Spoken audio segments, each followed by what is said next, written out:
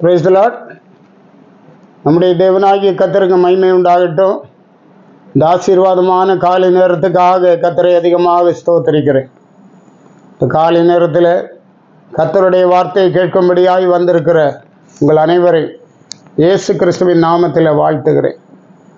கர்த்தர் நல்லவர் என்பதை ருசித்து பாருங்கள்.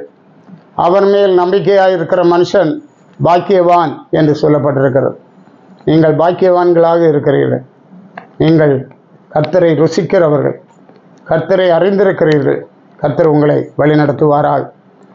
இந்த வேளையில் நம்முடைய சிந்தனைக்காக நாம் தெரிந்து கொண்டதான வேத பகுதி உன்னத பாட்டு 7ஆம் அதிகாரம் 12வது வசனம்.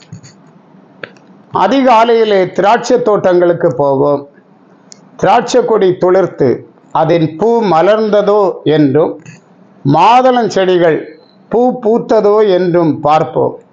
அங்கே என் நேசத்தின் உச்சிதங்களை உமக்கு தருவேன். சூலேமித்தியாள் தன் நேசரோடு சொல்லுகிற வார்த்தை தான் இந்த வார்த்தை என்று பார்க்கிறோம். அதிகாலையிலே திராட்சை தோட்டத்துக்கு போவோம் என்று சொல்லுகிறார். அவள் தன் நேசரை அழைத்து கொண்டு திராட்சை தோட்டத்துக்கு போகிறார்.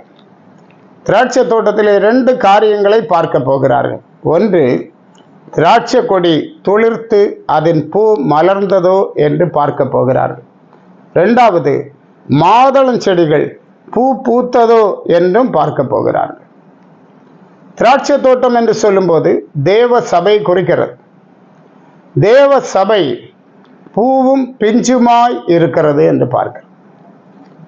புதிய ஆத்துமாக்கள் வருவாங்க, வார்த்தைகளை கேட்பாங்க, கர்த்தருடைய வசனத்தை கேட்பாங்க. இந்த வார்த்தை ஜீவனுள்ள வார்த்தை. இது அவர்களுடைய இருதயத்தில் இறங்குகிறது. இருதயத்தில் இறங்கும் போது அது பலன் கொடுக்கிறது. ஆவிக்குரிய கனிகளை கொடுக்கிறார்கள். பூவாகி பிஞ்சாகி கனியாகி அவர்கள் கர்த்தருக்கென்று கனி கொடுக்கிறவர்களாக இருக்கிறார்கள். அதை பார்க்கும்படியாக போவோம் என்று தன் நேசரோடு அவள் செல்லுகிறதை நாம் பார்க்கிறோம். அங்கே என் நேசத்தின் உச்சிதங்களை உமக்கு தருவேன் என்று சொல்லுகிறார். மணவாட்டியாகிய சபை தன் நேசத்தின் உச்சிதங்களை மணவாளனாகிய கிறிஸ்துவுக்கு கொடுக்கிறது என்று பார்க்கிறோம். இந்த நாட்களில் தேவ பிள்ளைகளாகிய நம்முடைய வாழ்க்கையிலும் கூட ஆண்டவருடைய சபையை குறித்ததான ஒரு பக்தி வைராக்கியம் நமக்கு காணப்பட வேண்டும். சபை பலன் கொடுத்து கொண்டே இருக்கிறது. சபைக்கு பல சோதனைகள் உண்டு, பல பிரச்சனைகள் உண்டு. ஆனாலும் சபை என்ன செய்கிறது? பலன் கொடுத்து கொண்டே இருக்கிறது என்று பார்க்கிறோம். சபை அற்புதமாய் என்ன செய்கிறது? ஆண்டவருக்கென்று பலன் கொடுக்கிறது. திராட்சை தோட்டம் பூவும் பிஞ்சுமாய் இருக்கிறது. அதை பத்திரமாக பாதுகாக்க வேண்டும். அதற்கு விரோதமாய் குழிநரிகள் உண்டு, அதற்கு விரோதமாய் கிரியை செய்கிற ஆவிகள் உண்டு. அவைகளை அடையாளம் கண்டு அவைகளை அப்புறப்படுத்த வேண்டும். அப்போது திராட்சை தோட்டத்தின் பலன் அதிகமாக இருக்கும் என்று படிக்கிறோம். பாருங்கள், அதிகாலை மிக மிக முக்கியம். அதிகாலையிலே திராட்சை தோட்டங்களுக்கு போவோம் என்று சொல்லப்பட்டிருக்கிறது. இந்த காலை வேளையில் கூட நாமும் தேவ சமூகத்தில் போகிறோம், தேவ சபையிலே போகிறோம், தேவன் வாசம் பண்ணுகிற இடத்திலே போகிறோம். தேவ அன்பிலே நாம் கடந்து வந்திருக்கிறோம். கர்த்தர் உங்களை நடத்துவார், கர்த்தர் உங்களை ஆசீர்வதிப்பார். ஆபிரகாமை குறித்து படிக்கும்போது ஆதியாகமம் 22:3வது வசனத்திலே பார்க்கிறோம். ஆபிரகாம் அதிகாலையில் எழுந்து தன் கழுதையின் மேல் சேணம் வைத்து தன் வேலைக்காரில் 2 பேரையும் தன் குமாரன் ஈசாக்கையும் கூட்டிக் கொண்டு தேவன் தனக்கு குறித்த இடத்திற்கு புறப்பட்டு போனான் என்று பார்க்கிறோம். ஆண்டவர் சொன்னபடியே ஈசாக்கையும் அழைத்து தேவன் குறித்த இடத்துக்கு அதிகாலையில் ஆபிரகாம் போனான். அதிகாலை வேலை ரொம்ப முக்கியம். கர்த்தராகிய இயேசு இந்த உலகத்தில் இருந்த நாட்களில் நமக்கு நல்ல மாதிரியை வைத்து போயிருக்கிறார்.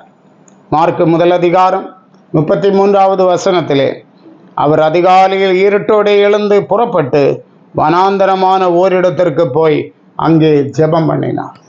இயேசு அதிகாலையில் இருட்டோடு எழுந்து புறப்பட்டு வனாந்தரமான ஓரிடத்திற்கு போய் அங்கே ஜெபம் பண்ணினார். இந்த நாட்களில் நமக்கும் அதிகாலை ஜெபம் வேண்டும். அதிகாலையில் என்னை தேடுகிறவர்கள் என்னை கண்டடைவார்கள் என்று சொல்லுகிறார். ஆண்டவருடைய சமூகத்திலே அதிகாலையில் கூடி ஜெபிங்கள். அது உங்களுக்கு ஆசீர்வாதமாக இருக்கும்.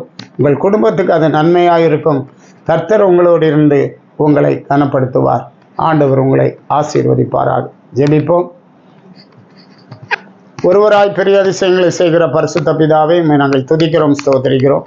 அதிகாலை நேரத்தில் உம்மை தேடி உம்முடைய சித்தத்தை செய்ய அதிகாலையில் உம்மை நாடி வந்திருக்கிறதான உம்முடைய பிள்ளைகளை கர்த்தர் ஆசீர்வதிக்கும்படியா ஜெபிக்கிறோம். அதிகாலை வேளை அற்புதங்களின் வேலை என்கிறத நாங்கள் அறிகிறோம். அவ்விதமாக இந்த நாட்களில் உம்முடைய பிள்ளைகளுக்கு அற்புதங்களை செய்யும், அதிசயங்களை செய்யும். ஆண்டவர் கூட இந்த நாளிலும் ஆண்டவருடைய பிரசன்னத்தை உணர்ந்து பெரிதான அற்புதங்களை காண கிருபைத்தால் பலப்படுத்தும். இயேசு மூலம் கேட்கிறோம் பிதாவே. ஆமென். ஆமென். God plus.